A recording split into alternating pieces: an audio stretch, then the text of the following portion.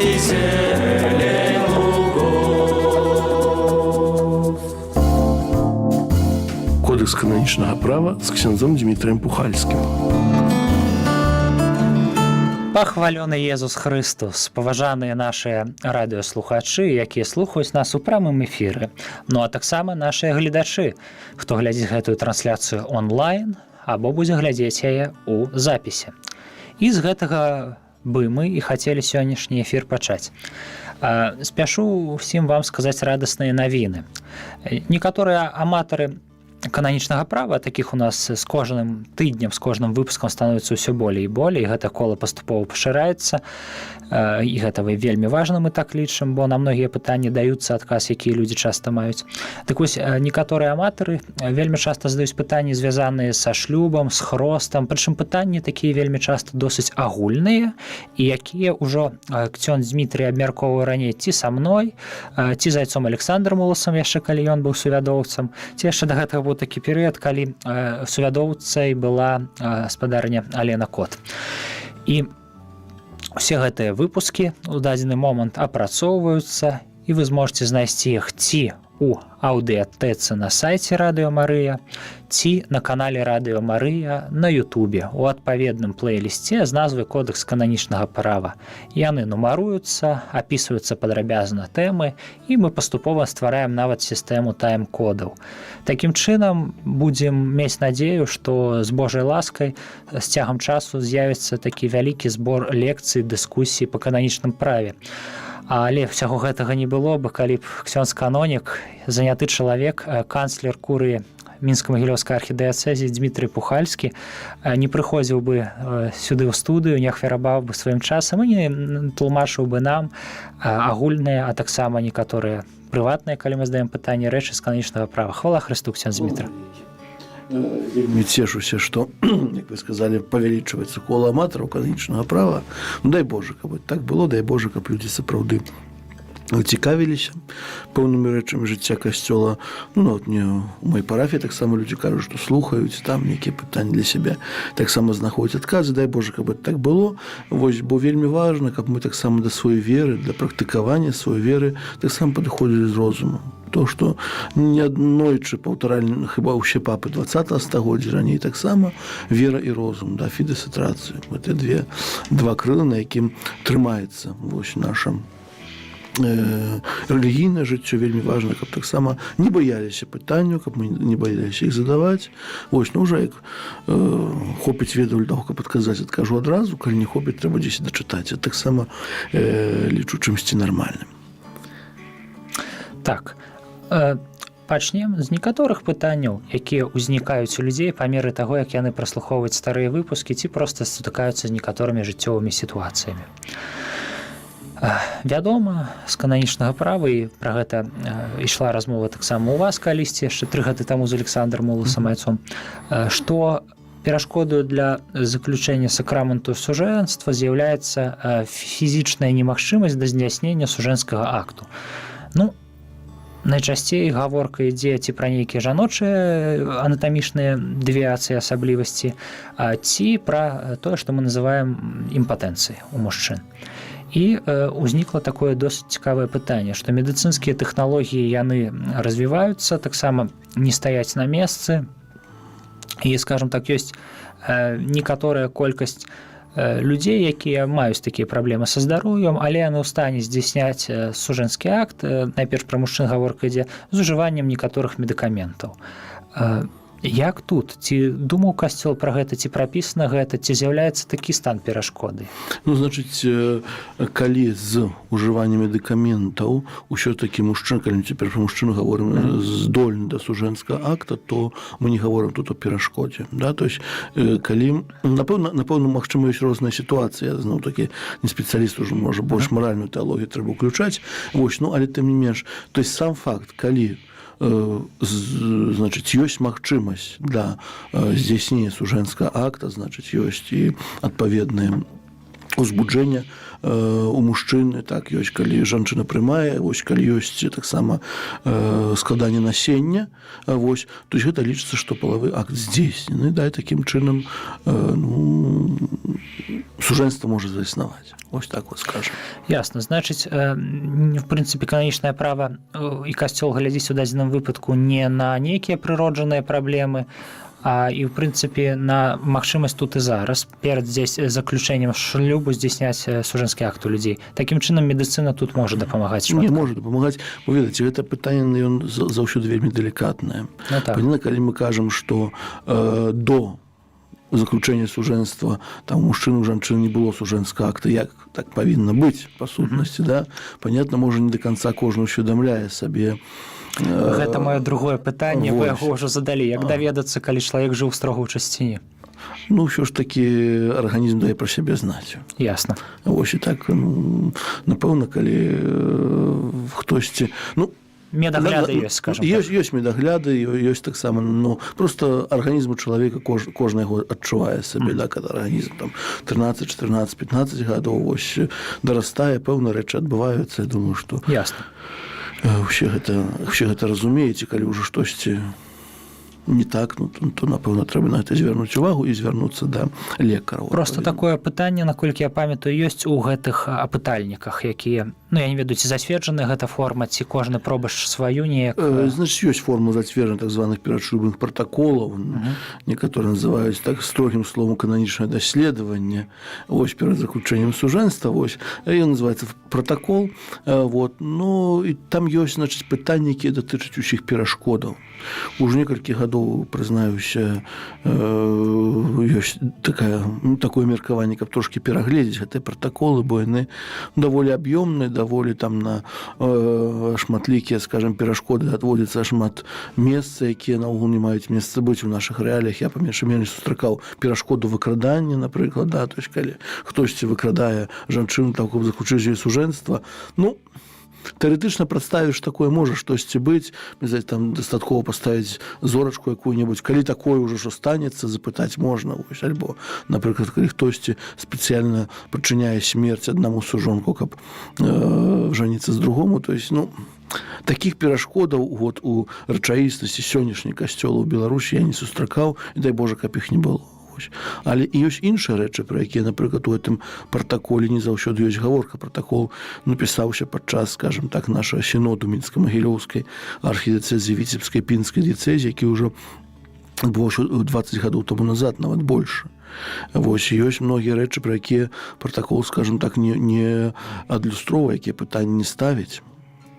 Напрыклад, цэлая праблема, не праблема, тое, што здараецца гомасексуальная сувязь. Было гэта, не было іншыя залежнасці.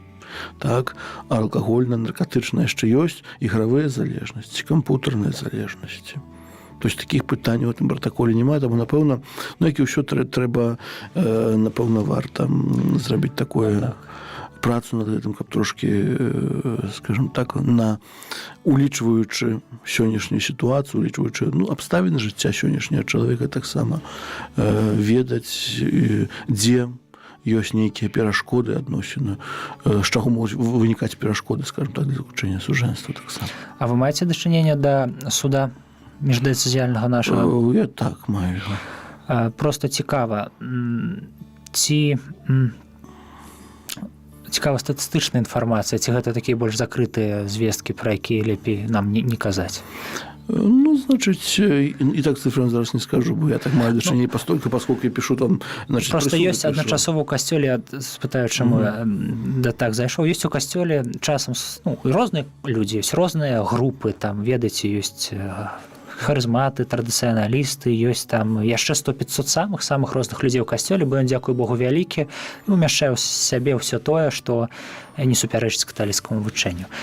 І вось вельмі часта я чуў за сваё жыццё каталіцкае, якое, можа быць, не такое доўгае, тым не менш, дзве супрацьлеглыя тэорыі. Тэорыя першая, што касцёльныя суды каб прызналі шлюб несапраўдным, то гэта невядома, што павінна адбыцца. Фактычна 99,9 рашэнняў касцёльных судоў сцвярджаюць пра тое, што вось гэты шлюб ёсць, і вы тут нас не спрабуйце, так сказаць, абхітрыць, зайсці вакол, чапіцца за хітрыкі, рабіць там выгляд, што 40-гадовы мужык не разумеў у 25 гадоў сэнс сакраменту сужэнства. І той ж момант я сустракаў ад некаторых іншых людзей супрацьлеглае меркаванне у выглядзе такога анекдоту, што Бог злучыў, касцёльны суд разлучыць. Ну, можа так недобра казаць, але такі анекдот сапраўды ёсць, і ксяндзы яго таксама ведаюць, яны нас слухаюць. Наколькі рэальна працэнты нейкія, ёсць нейкая статыстыка? Статыстыка ёсць, кажу, зараз мы робім чарговую гадавую статыстыку універсаліс экклезіанус цэнзус, который до 15 сакавіка трэба прадставіць у апостальскую сталіцу, вось там ще ці цифры будуць. Скажу, я адразу не скажу цяпер цифры, бо, скажем так, я непасрэдна займаюся у судзе, не працую кожны дзень. Я, то есть, я, скажем, кажу, по совместительству, да, пишу прысуды, удзельнічаю у судовых сесіях, вось, ну, але тыя справы, якія мне дадуць, у тых удзельнічаю, скажем так. Вось, але ж, напэўна, і не так, і не так. Да, то есть, напэўна, касцёльны суд это не такая, што ніколі нічого не прызнае справы несапраўднымі, і не тое, што наогул разводзіць усё, што рухаецца. Так? Ёсць, напэўна, многія справы залежаць ад суддзяў. Кажуць, што добры юрыст заўсёды знойдзе лазейку. Так, так. Лазейку і адзін у другі бок. Напэўна, заўсёды можна знайсці менавіта таму справы аб несапраўднасці сужэнства разглядаюцца групай 3 суддзяў. Мінус, да? І кожны з 3 суддзяў атрымоўвае свае, значыць, экземпляр справы, кожны іх вывучае, і скажу вам, што вельмі рэдка бывае, каб усе згодныя. Так, сапраўды. І часамі у нас там даволі моцныя дыскусіі ідуць, поэтому нецотная лічба гэтых суддзяў, каб не было 2 на 2. Заўсёды будзе 2 на 1. Альбо 3, ну, ёсць калі 5 суддзяў, можа быць, але это ўжо вельмі, скажем, такая цяжкая сітуацыя, складаная, я такое на сваёй памяці не прыпомню. Вось, ну, але 3 суддзяў у кожнай справе ёсць. І сапраўды, кажу, паўтаруся, што многія справы там сапраўды дыскутуем, даволі гарачыя. Дыскусіі часамі бываюць. Вось, па некаторых справ, бо сапраўды, ну, напэўна, таксама гэта мудрасць касцёла, і таксама ведаем, што многія і такія свецкія справы судова разглядаюцца калегі суддзяў, 3 суддзяў, ну, бо кожны глядзіць па-іншаму на кожную сітуацыю, да, у кожны які свой вопыт, кожны што сваю заўважыць. Таксама цікава это ўсё, чытаючы справу, там, не знаю, 50 сторонок ці 60, кожны ж сваю звернець увагу. Пасля это ўсё апісвае, і выходзяць такія вось дыскусіі, у якіх мы спадзяемся, што нараджаецца. Ну, кожны з суддзяў выносіць прысуд, піша такія словы, маральна пераканаўшыся. Або ў сапраўднасці, або не ў сапраўднасці. Ці значыць гэта, што кожны суддзя нясе асабістую адказнасць перад Богом за сваё рашэнне? Ну, асабістую, напэўна, у сумленні так. У сумленні несецца адказнасць. Вось. Бо ёсць некаторыя, нават я часамі пішу, што я не магу вынесці прысуд, недастаткова матэрыялу. Не часта, але здараюцца такія сітуацыі, што я сапраўды не ведаю. Цікава. Сапраўды не ведаю, то есть альбо мала матэрыяла, альбо настолькі ён неадназначны. Бывае так, што праслухоўваеш мужа ў жонку, как будто розныя справы зусім слухаеш. Ну, абсалютна ніяк не перасекаюцца гэтыя сведчанні. Вось, поэтому, ну, то есть адно слово адно супраць другого, ну. Ясна. А, дарэчы, цікава, калі проста страшная сітуацыя, што муж б'е жонку, але яны такія пабожныя каталікі, у іх і думак няма там пра касцёльны суд, спрабаваць даказваць, што сужэнства несапраўднае, але яны хочуць, ну, не могуць жыць, хочуць жыць паасобку. Гэта можна рабіць проста так, ці трэба таксама атрымаць нейкі дазвол спецыяльна на асобнае пражыванне? Ну, значыць, калі такое, мы скажам, тое, што сітуацыю вы апісваеце, касцёл допускае такую рэч, якая называецца сепарацыю, да, то есть разделение сужонкаў, дзе яны могуць жыць асобна, понятно, што без права стварэння новай сям'і, але не падтрымліваць сумеснае сужэнскае жыццё. Да, то есть, грубо кажучы, могуць разысціся. Вось, кодэкс гаворыць аб тым, што можна звярнуцца да кампетэнтнай касцёльнай улады, каб это сцвердзіла, ну, рэальнасці ніхто да гэтага не звяртаецца, ясна. Бо... Але граху не будзе, калі перасталі жыць разам, а да ўлады не звярнуцца. Вось гэта трэба таксама, бо даволі часта ў споведзях такія рэчы выходзяць, бо нехта камусьці штосьці скажаце, як вы развяліся, і не жывіце з кімсь іншым, то і так да споведзі хадзіць нельга, не. То есть, калі людзі не жывуць разам, не падтрымліваюць сужэнскае жыццё, іменно па такіх справах, а нават па іншых, просто не жывуць разам, вось, але значыць, больш ні з кім не сышліся, да, то есть жывуць, чалавек жыве ў адзіноце, ну, можа, дзяцей выхоўваць, як ужо ёсць, гэта не перашкод да прыступання да сакраменту споведзі і камуніі святой. То есть можа прыступаць. І таксама тут же, калі я правільна разумею сітуацыю, забыў пытанне, господі, бывае так, што штосьці на языку верціцца і слятае. Прашу прабачэння ў слухачоў, асабліва ў тых, хто глядзіць гэта ў прамым эфіры. Вось я згадаў, дарэчы, яно вярнулася, гэта часта бывае. Але ў прынцыпе ў такой сітуацыі яны ж маюць права таксама скасаваць так званы дзяржаўны шлюб, які не ёсць шлюбам як сакраментам сужэнства, але некаторая форма дзяржаўнай рэгістрацыі адносін. У прынцыпе гэта не будзе грахом, калі яны проста скасуюць гэты дзяржаўны акт. Не, то есть перад касцёльнай уладай гэта дзяржаўная для людзей ахрышчаных, тут яшчэ нагадаю, для людзей ахрышчаных, да, то есть які абавязвае сакрамент, таму ўсе дзяржаўныя акты з усім шацункам да іх, вось яны для сакраментальнага жыцця нічога не азначае чалавек. Бо былі даволі шмат сітуацый, цяпер можа трошкі гэтага менш. Там для таго, каб атрымаць крэдыт на кватэру, нейкае льготнае жыллё ці штосьці яшчэ, людзі фармальна разводзіліся, так перад дзяржавай працягвалі жыць разам, вось, ну і пыталіся, ці гэта нейкім грахом з'яўляецца перад касцёлам. Напэўна, эта сітуацыя ненармальная, скажам так, вось, але так ужо в катэгорыях цяжкага граху, напэўна. Не, але гэта нейкія хітрыкі, якія, ў прынцыпе, я не ведаю, ці цягне гэта на цяжкі грэх, гэта да маралістаў. Так, маралістаў больш, напэўна, Божая запаведь тут не парушана, скажам. Ясна. Так, в прынцыпе, са шлюбам ўсё. Нагадаем нашым слухачам і гледашам, што гэта такія пытанні тэарэтычныя, бо нам усім цікава, як яно там працуе ўнутры нашых такіх адносна закрытых каталіцкіх, закрытых не тое, што ў нас, але па ўсім свеце адносна закрытых каталіцкіх структур. Як сёння Дмітрый трошку праліў святло на тое, як гэта працуе на практыцы, дзякуем шчыра. Нагадваем вам, што Бог злучыў, той чалавек не разлучае. Касцёльны суд, туды ёсць сэнс звяртаць толькі тады, калі сапраўды на гэтым штосьці грунтуецца нейкая здагадка аб тым, што можа быць штось у вас не так са шлюбам. Это ніякая не фабрыка разводаў, як адзін чалавек мне калісьці казаў, не да канца разумеючы сакраменталогію каталіцкую. Вось. І не трэба гэта, канешне, блытаць таксама з праваслаўным падыходам. А ў нас ёсць яшчэ адно такое пытанне, таксама датычнае функцыянавання каталіцкай царквы як інстытута такога трошку фінансавага. Яно часта дзе-нідзе абмяркоўваецца, і за гэта ідуць гарачыя дыскусіі шмат дзе ў свеце, бо гэта часта ўплятаецца ў сістэму дзяржаўных падаткаў. І мы ўжо абмяркоўвалі, ў прынцыпе, уладкаванне парафіі, функцыі задачы пробашча. Вось я сутыкаўся з такім меркаваннем. Вы мне скажыце, праўда ці не? Нібыта пробашч, то, што называецца па-руску прихадской настоятель, у кодексе, наколькі я памятаю, пробашч, так?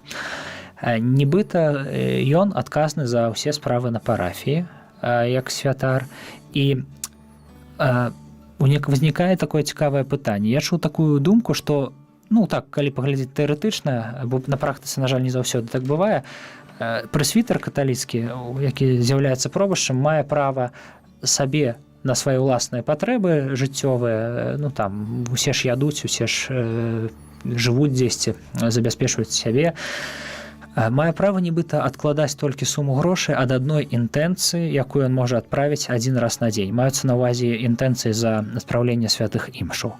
Усе іншыя грошы, якія нібыта ахвяруюцца пробашчу, з'яўляюцца ўласнасцю парафіі як юрыдычнай адзінкі, у касцёльнай у тым ліку.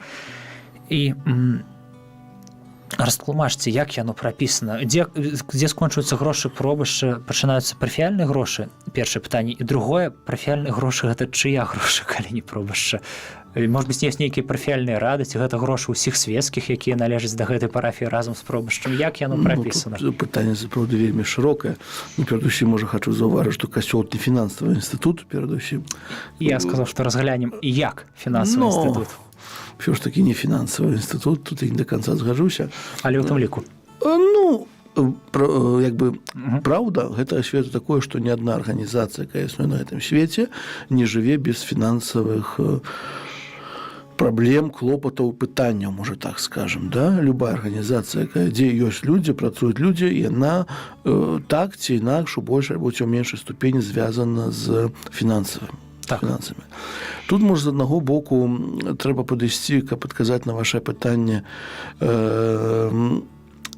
У касцёле пра фінансы, ну, асабліва, можа, у нашай краіне, бо маю досвед трошкі іншых краін.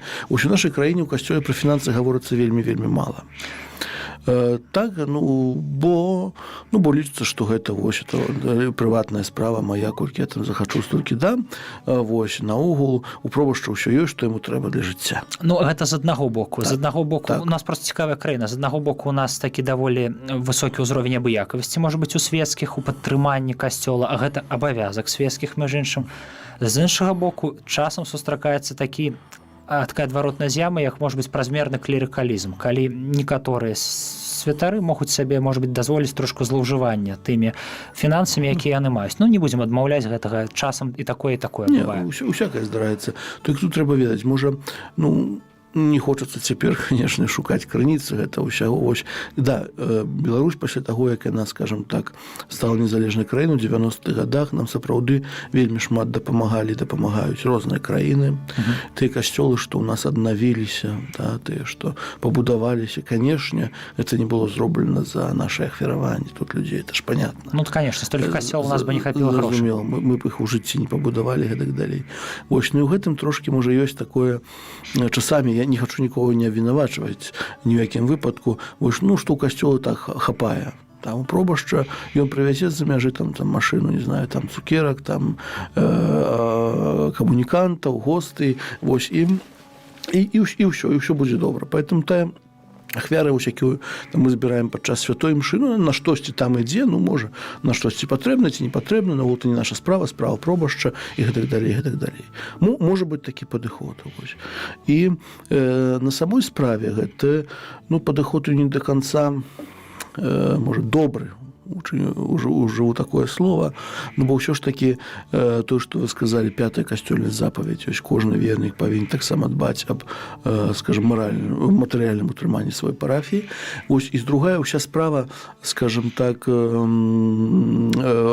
фінансавага функцыянавання парафіі, калі мы кажам пра парафію, бо аналагічна робіцца ў дыяцэзе, ў іншых касцёльных юрыдычных установах. Яна мае кодекс канечнага права і мясцовае, скажем так, прадпісанне, ўсё дакладна адпісваюць, як і што павінна быць.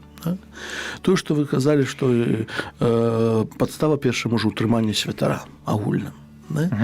У кожнай краіне гэта зроблена зноў-такі па-рознаму. Універсальных нормаў няма. Адзінае, што такое больш-менш універсальнае, што вы вспомнілі, інтэнцыя святой імшы, кажа, гэта права святое.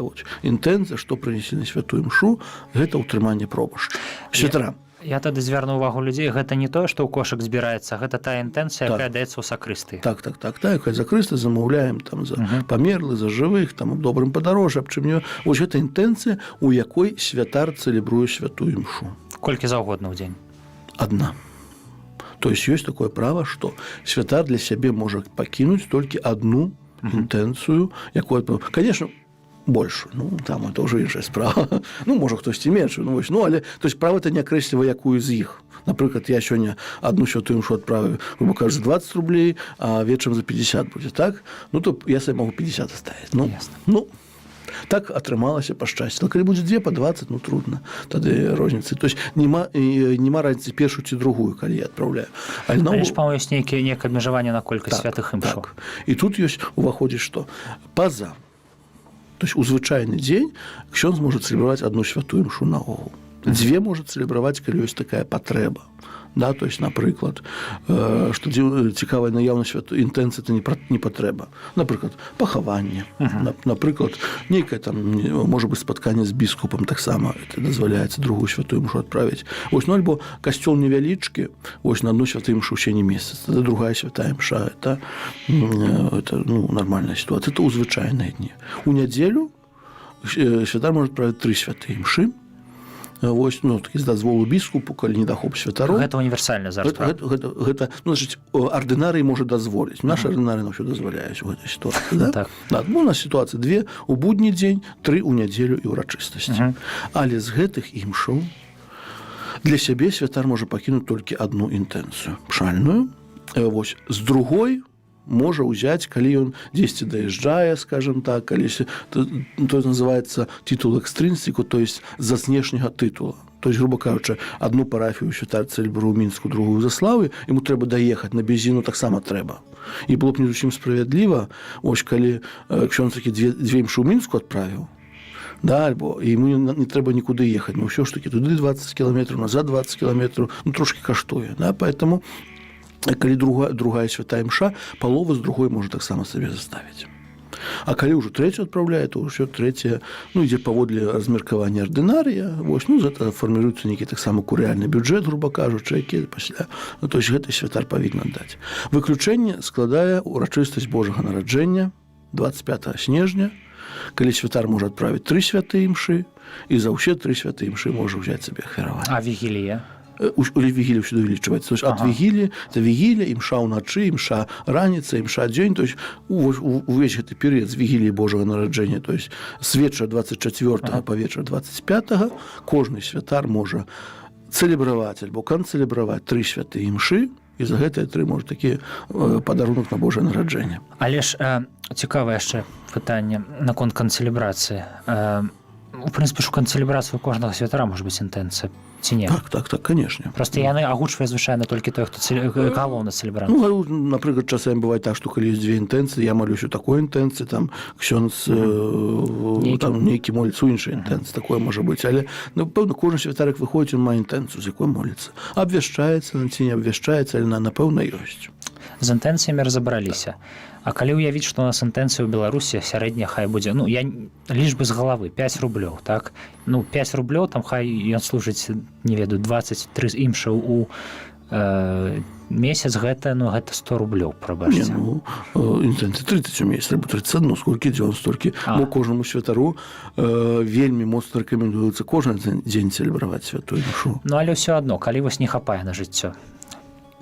Ну, ось тады трэба звяртацца да біскупа. Бо ёсць канон 281, які гаворыць пра тое, што біскуп тады такім...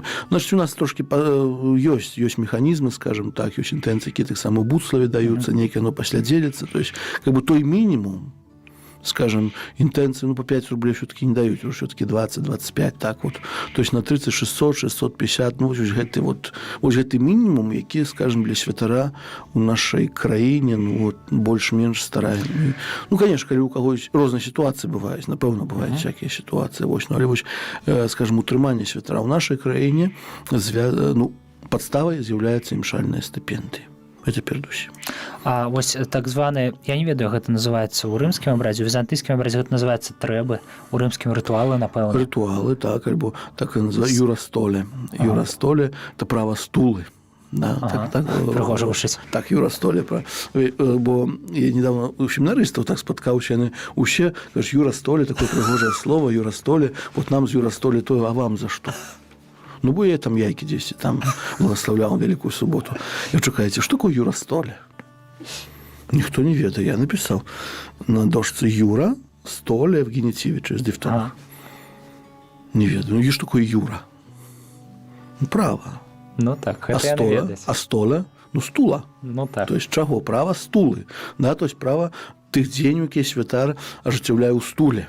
Грубо кажучы, да, то есть это сюды относится, конечно, цэлебрацыя ўсіх сакраментаў, іншых, кроме святой імшы, да, то есть это намашчэнне хворых, гэта хросты, гэта, ну, сакраментаў это ў асноўным. А у дыякана ў рымскім абразе яго стула ці не? Таксама. Просто ў візантыйскім там троху інакш. Так, таксама, поэтому дыяканы таксама маюць удзел у юрастоле, потому что яны стул носяць, хоць, скажем, інакш трошки, але носяць. Вось, да, таксама тое, што называецца трэбы, да, у ўсходніх абрадах, благословлення, не ведаю, машын, чаго заўгодна, да, благословлення, пахаванне, таксама сюды ўсё адносіцца. Это называецца права юрастоле, да, і гэта таксама з'яўляецца, ну, падставай утрымання. Там ёсць в залежнасці ад кожнай краіны канферэнцыя біскупаў павінна зрабіць, скажем так, альбо біскупу свой дыцэзій, як это дзеліцца, бо там ужо пэўная частка стаецца святару.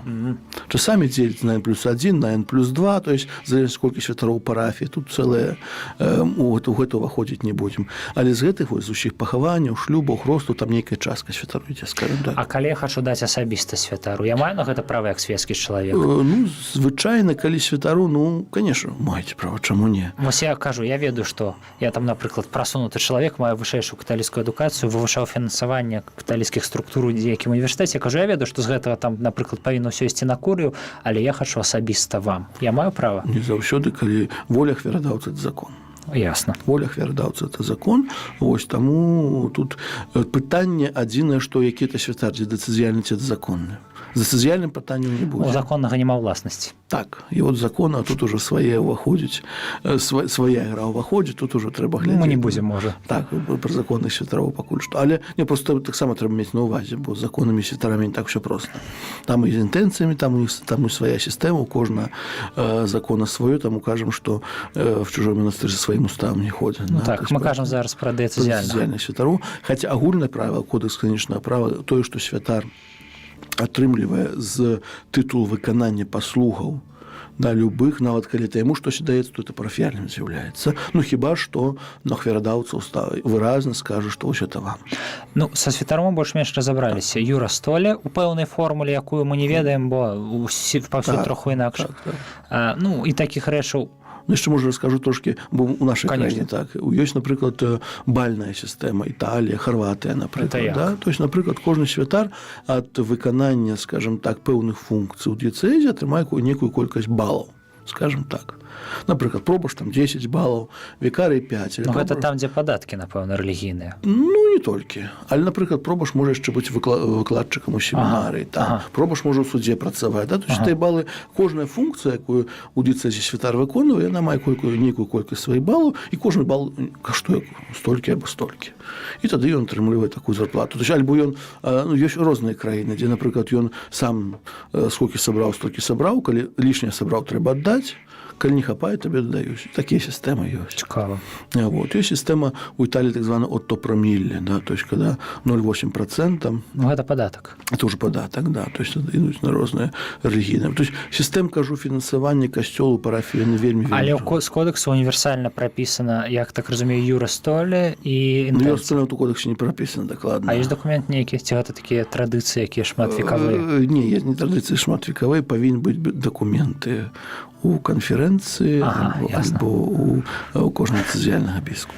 Ну, мы бачым, што для мяне гэта здзіўленне, бо звычайна у каталіцкай царкве ўсё вельмі аднастайна, ну, таму яна і каталіцкая царква. А тут, я кажу, бачым у фінансавых пытаннях поўную такую свабоду. Ну, это не свабода, это, скажем так, это прыстасаванне да мясцовай сітуацыі. Бо, напрыклад, калі вучыўся ў Італіі, са мной вучыліся шмат, ну, з розных краін Афрыкі, святары, там сістэма зусім іншая. Там наогул усё, што збіраецца, усё ідзе да куры, і біскуп потом кожнаму дзеліць, кажа, бо іначай парадак не будзе наогул. Сярэднявечная такая троху. Так, зусім. Поэтому то пэўна залежыць ад рознай ступені развіцця і гэтак далей, вось. Ну, але тым не менш. Але вось інтэнцыі ва ўсіх краінах свету. Да, вось інтэнцыя – тое, што ўжо, скажем так, это кодекс пра гэта гаворыць. Тут это ўжо, кажа, святое. Інтэнцыя святое. А другая частка майго пытання была звязаная з парафіяй, і тут мы будзем разглядаць, можа быць, таксама і агульную сітуацыю беларускую. Парафіяльная, гэта, прабачце, чыё? Ясна, што распараджаецца, напэўна, пробаш ці рада? Вот у нас есть спалучэнне свецкага заканадаўства з дзяржаўным, яшчэ, в сэнсе з касцёльным, цікавае. Значыць, не то, што, значыць, як бы это дзіўна не гучала, але ў гэтым пытанні светскае заканадаўства і касцёльнае, ну, вельмі падобныя, і больш таго, они даволі разумна зробленыя. Так? То есть, перадусім, понятно, что, ну, у нас так можа часто думаецца, што пробаш у парафіі адказвае за ўсё, да, і это знанае слово Бенедыкта XVI з Варшаўскай кафедры, дзе меў шчасце быць у 2006 годзе, да, што святар павінен быць спецыялістам ад спаткання чалавека з Богам. У нас святар і бухгалтер, і будаўнік павінен быць там, да, і, не знаю, і вадзіцель аўтобуса часта яшчэ невядома што. Да, то есть, много функцый, ну, бо такое жыццё, бо то трэба, і то трэба, і то трэба, і то трэба. Да? Але права і касцёльнае, і светскае ў нашай краіне, яны падкрэсліваюць важнасць менавіта парафіі як супольнасці. Да, то есть органам, які, скажем так, кіруе парафіяй, з'яўляецца касцёльны камітэт, парафіяльная рада. Да? Пробаш можа быць старшынёй этой парафіяльнай рады, можа не быць старшынёй. У беларускім заканадаўстве, калі пробаш не грамадзін Рэспублікі Беларусь, ён не можа быць старшынёй парафіяльнай рады. Калі грамадзінін, то можа быць. І па сутнасці гэтыя пытанні, усе фінансы, якія ёсць на парафіі, яны павінны праходзіць праз парафіяльную раду. То есть ёсць, акрамя гэта, ёсць яшчэ пры парафіі рада па эканамічных справах. Звычайна 2-3 чалавекі. Да, гэта касцёльная ці светская рада па эканамічных справах? Касцёльная называецца рада па эканамічных справах, у статутах звычайна рэвізіённая камісія называецца. Па сутнасці тое самае. То есть людзі, якія, скажем так, тое, што, бо, скажем так, асноўная крыніца функцыянавання парафіі – это скарбонкі, ахвяраванні, якія тут складаюць, ахвяраванні, якія збіраюць падчас святой мшы, іх трэба неяк палічыць і апрыходаваць. Да, то есть понятно, что и для гэтага ёсць, і ведаю, парафіі это все вельмі добра функцыянуе. Ну, вы ж канцлер, гэта ж вы фактычна займаецеся рэвізіяй на практыцы. Я мог чым займаюся. Але хаця б на ўзроўні справаздач, што дасылаюць да вас. Так, справаздачы ёсць таксама. Поэтому, па прыкладу сваёй парафіі могу сказаць таксама. І маёй таксама. Так, і вашай таксама. Все это вельмі пастаўлена даволі на добры ўзровень. Да? І пасля людзі не ўзнікаюць прэтэнзіі, нейкія ўзаемныя папрокі адзін за другога. Бо як нас вучыў адзін такі старэйшы прафесар, калі вучу нас права, калі вы будзеце прабашчамі, памятайце адну рэч, што парафія гэта не ваша жонка. То есть у вас бюджэт не супольны. К тому, что у гэтым сэнсе. У гэтым, а ты ўжо падумаў, што такая мізагінія. Не, да, то есть в этом сэнсе. Парафія – это не жонка пробашча.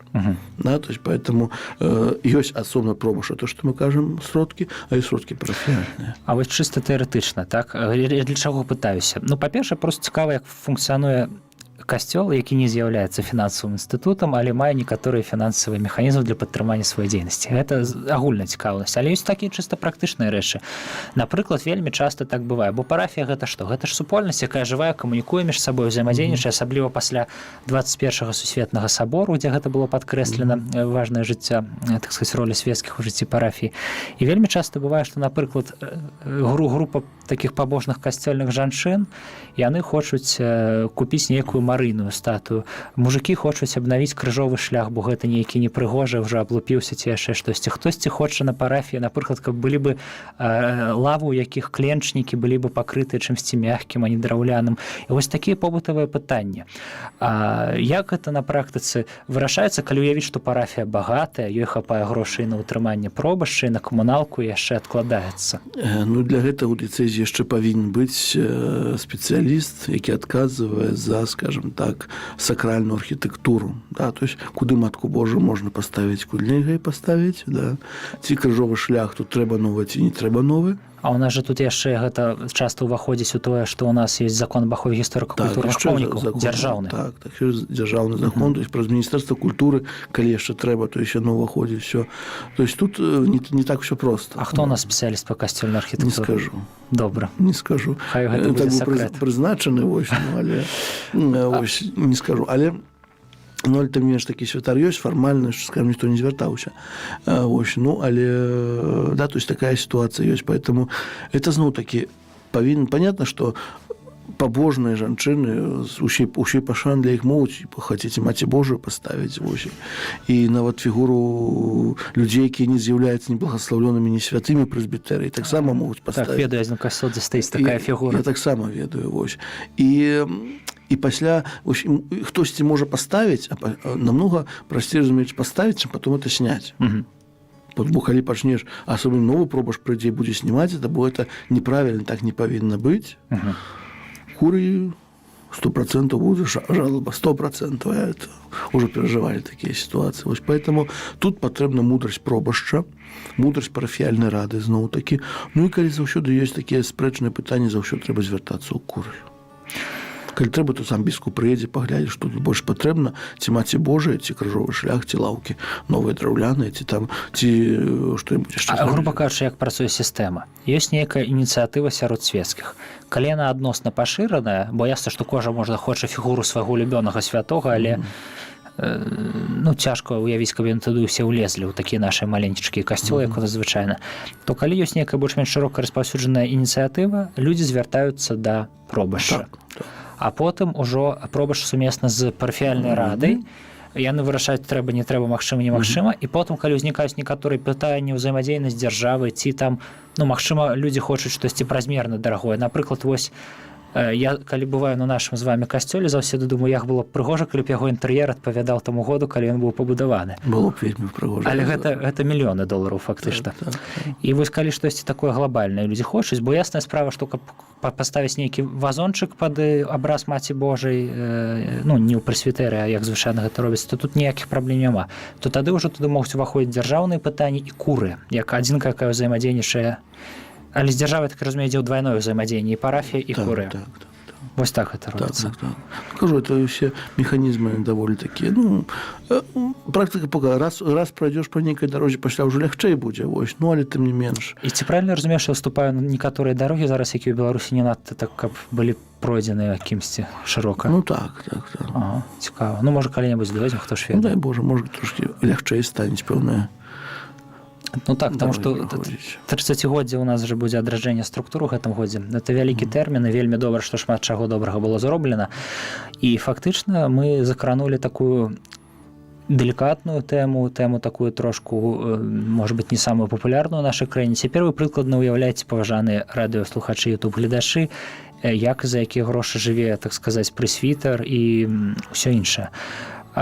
Таксама ёсць такое, ведаць, якое цікавае пытанне наконт дыяцэзіяльнага біскупа, хаця, магчыма, мы гэта абмяркоўвалі калісьці.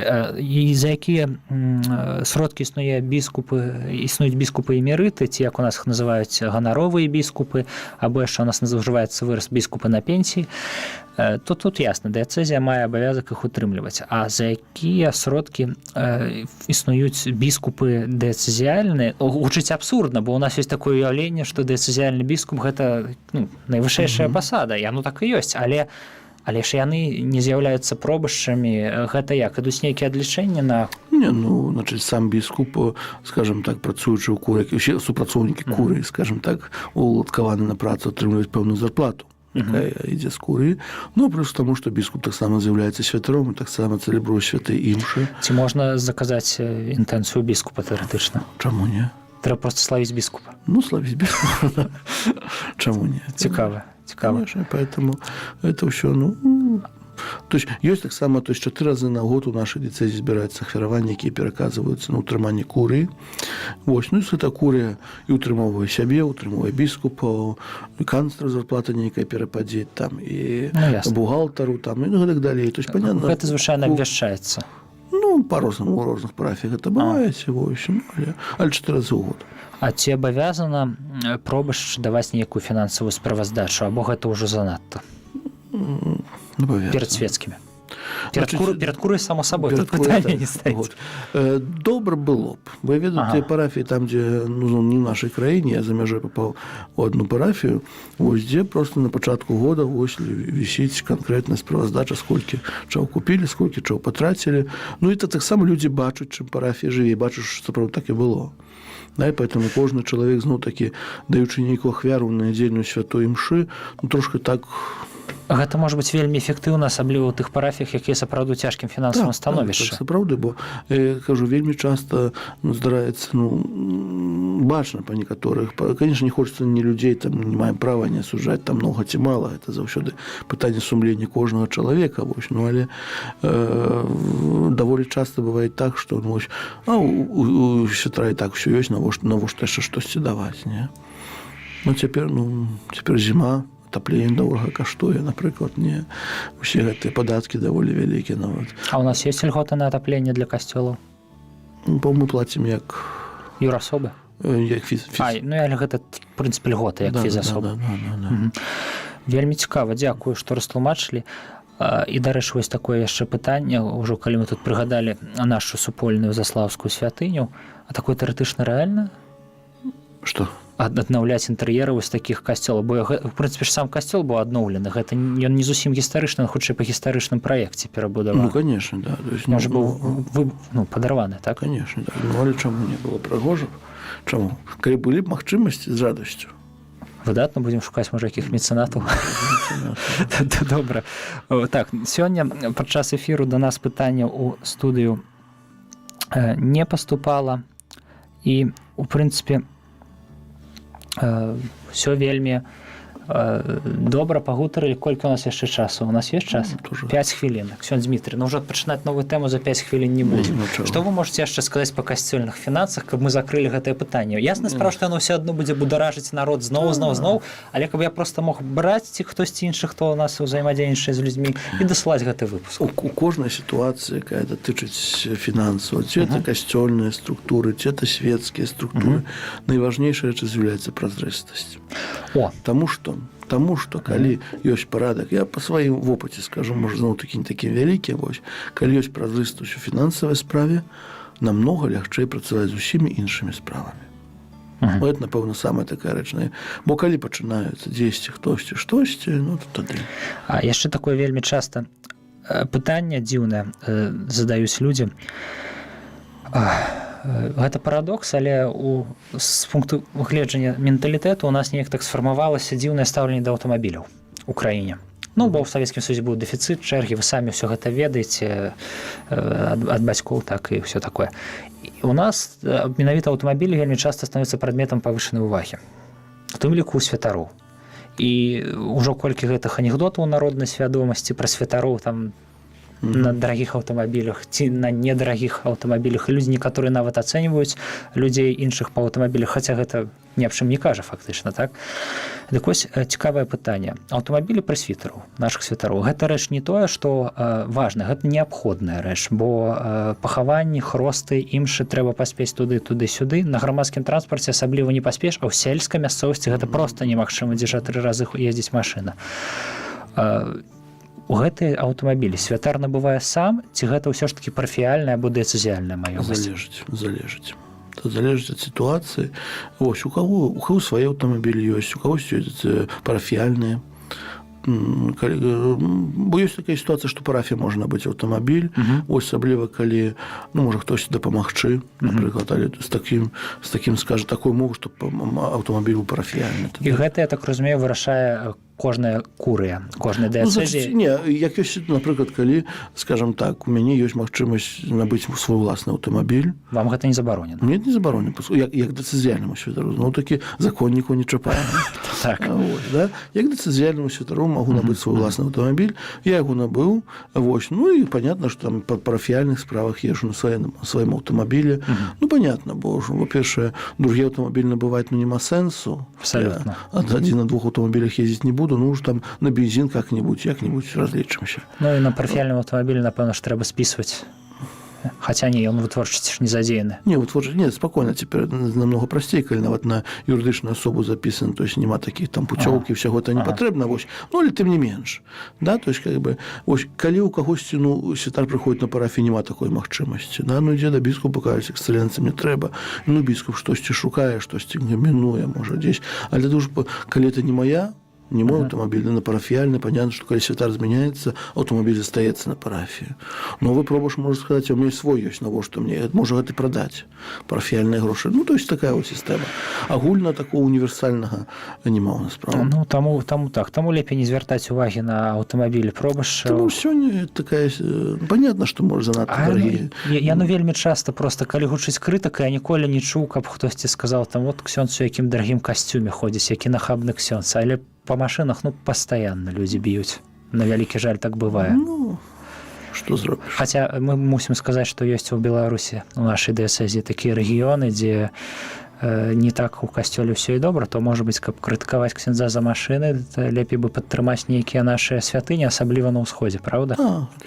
У прынцыпе, ж права не забараняе ксяндзам жыць дастойна, скажам так. Бо што павінен жыць дастойна. І з таго, што застаецца, яшчэ камусь дапамагаць. Кодекс таго. Ну, гэта у нашых не ва ўсіх нашых людзей, конечно, ніякім чынам не буду багуляць, але ў нашым народзе такая трошку вось спадчына сацыялістычных гадоў дае часам пра сябе ведаць. Ну, в прынцыпе, ўсё. Я спадзяюся, мы ўжо і не будзем звяртацца да фінансавых пытанняў у касцёле, бо так ясна, як функцыянуе дыяцэзіяльная кура, як функцыянуюць парафіі, а што ў нас яшчэ ёсць? Розныя там арганізацыі кшталту Карітас і іншае, там все ўвогуле зразумела.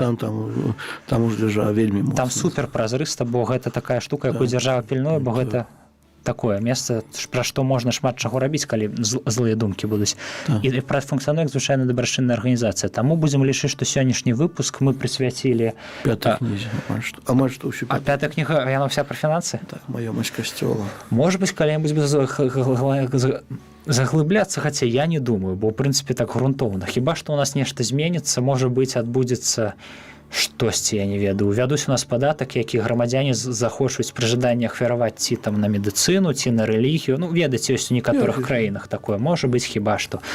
Вось, ну і троху пра шлюб закранулі. А пра што будзем размаўляць наступным разам? Ну, мы некалі пачыналі размаўляць пра манацкія інстытуты.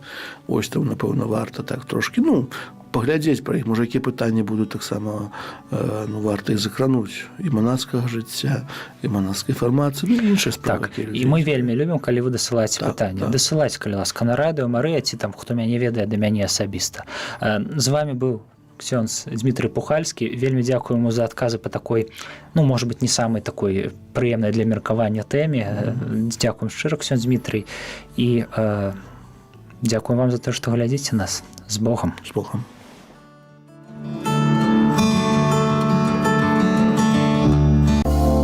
Вы слухали перадачу «Кодекс кананічнага права» з ксяндзом Дмітрыем Пухальскім.